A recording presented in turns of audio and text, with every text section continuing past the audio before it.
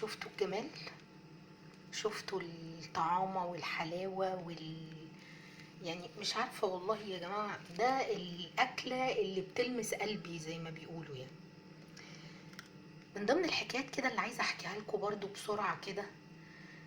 عميلة من العملاء برضو، وهي بتطلب، وعميل وعميلة طلبوا الموضوع ده، عايزين يعرفوا هو احنا بنسقي او بنسوي المحشي بشوربة ايه.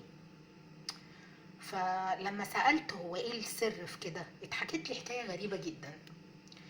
في كيتشن كان فاتح في المكان اللي انا يعني قريب من المكان اللي انا عايشة فيه، بتسقي المحشي بالشوربة اللي موجودة عندها.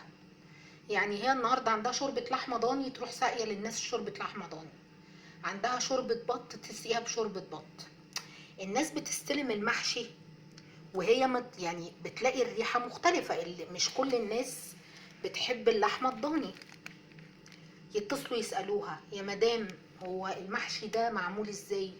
تقول له مثلا بكذا، يقول لها بس انا ما بحبش كذا. طب ليه حضرتك مثلا ما سألتنيش؟ او ليه ما كانش يتعمل بشوربة عادية؟ اصول المحشي كده. هو اصول المحشي انه يتسقي بضاني ولا يتسقي ببط ولا ايه؟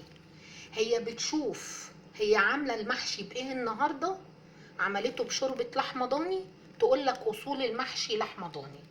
عملته بشوربه لحمه شوربه بط، تقول لك ده الاصول يتسقي بشوربه بط.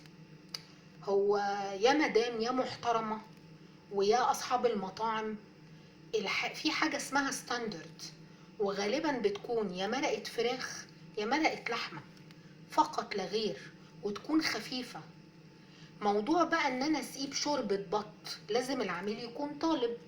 اسقيه بشوربة لحمة ضاني، لازم العميل يكون طالب. لكن انا احط حاجة على مزاجي واقول اصل الاصول كده، اصول في عينك يا شيخ، اصول في عينك. الاكل اذواق. فلما تيجي تفتحي مكان لاكل العيش زي ده، تشوفي الذوق العام بيقول ايه. عايزة تعملي حاجة زي كده، تسألي العميل الاول. دي الأصول، دي أصول التعامل اللي أهم من أصول المحشي اللي حضرتك ابتدعتيها. وشكرا.